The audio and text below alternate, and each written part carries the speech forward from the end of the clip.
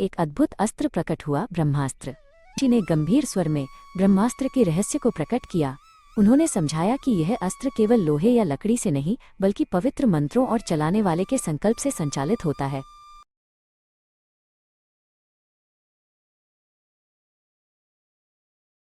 ब्रह्मास्त्र का रहस्य। सृष्टि की सर्वोच्च शक्ति महाज्ञानी विरंची गहरे ध्यान में लीन थे। चारों ओर केवल अनंत शून्यता थी, पर विरंची के मन में एक नई ऊर्जा का विचार जन्म ले रहा था।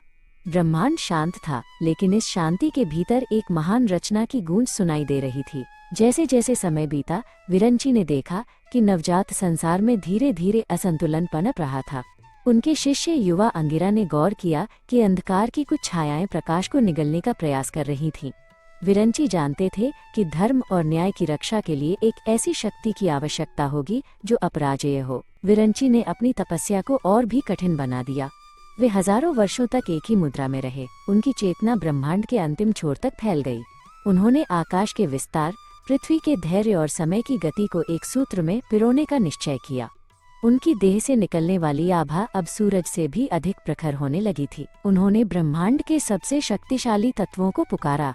उन्होंने सूर्य की पहली किरण की ऊष्मा, तूफानी हवाओं का प्रचंड वेग और प्रलय की विनाशकारी अग्नि का आह्वान किया। इन सभी शक्तियों को उन्होंने अपने हाथों के बीच एक छोटे से दिव्य बिंदु में केंद्रित करना शुरू कर दिया। अंततः उस प्रचंड प्रकाश के बीच से एक अद्भुत अस्त्र प्रकट हुआ, ब्रह्मास्त्र। ये कोई साधारण अस्त्र नहीं था, बल्कि साक्षात ब्रह्मांडीय ऊर्जा का पुंज था। विरंची ने गंभीर स्वर में ब्रह्मास्त्र के रहस्य को प्रकट किया। उन्होंने समझाया कि यह अस्त्र केवल लोहे या लकड़ी से नहीं बल्कि पवित्र मंत्रों और चलाने वाले के संकल्प से संचालित होता है। इसकी एक हल्की सी गूंज पर्वतों को हिला सकती थी और समुद्रों को सुखा देने की क्षमता रखती थी। अंगिरा के मन में एक शंका जागी।